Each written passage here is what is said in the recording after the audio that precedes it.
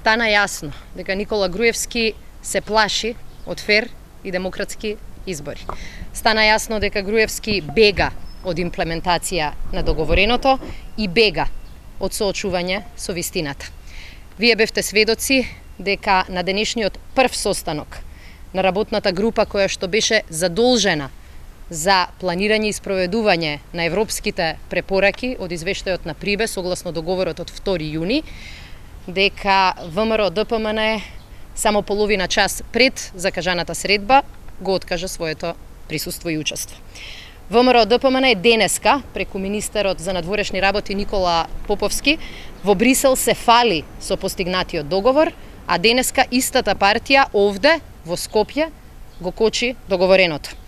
За Груевски очигледно е поважно сончањето во Тел Авив, отколку реализација на обврските кои што ги превзема и тој и сите останати, согласно договорот на 2 јуни и согласно извештаите на Европската Унија.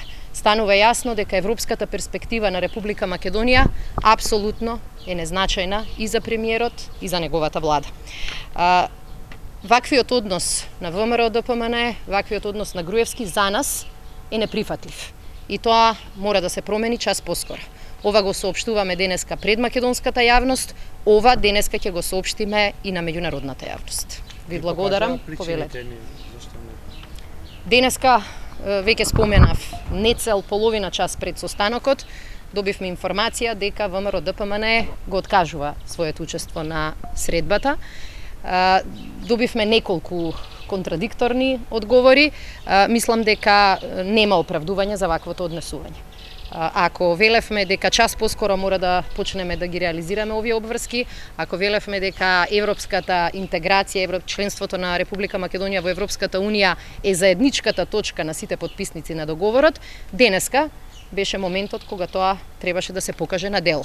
Неприфатливо е цел ден да кажуваме дека министерот за надворешни работи ќе соопштува напредок во Брисел пред Советот за стабилизација и асоциација, ќе се пофалиме дека еве постигнавме некаков договор, а токму владеачката партија на 20 минути пред закажаната средба да го кочи, да го крши договореното и по се изгледа да купува време. Каква беше реакцијата на Хојт? За тоа ќе ги прашате представниците на ЕУ, јас не можам да зборувам во нивно име. Меѓутоа, јас сакам да кажам како представник на една од партиите која што требаше да учествува на работната група, како представник на една од партиите која презеде обврски, дека ваквото однесување од страна на ВМРО ДПМН е апсолутно неприфатливо. И се гледа дека целта е да се купува време, а да не се спроведуваат реформите кои што ги бараат и македонските граѓани, меѓутоа ги бара и Европската Унија. Времето одминува, кои алатки ви имате на располагање? Ние нашата позиција ќе ја дефинираме многу јасно денеска и ќе соопштиме дека ваквото купување време е неприфатливо за нас. Не. Денеска требаше да... Меѓутоа, еве видовме дека премиерот е. Државната изборна комисија требаше да биде предмет на дебата?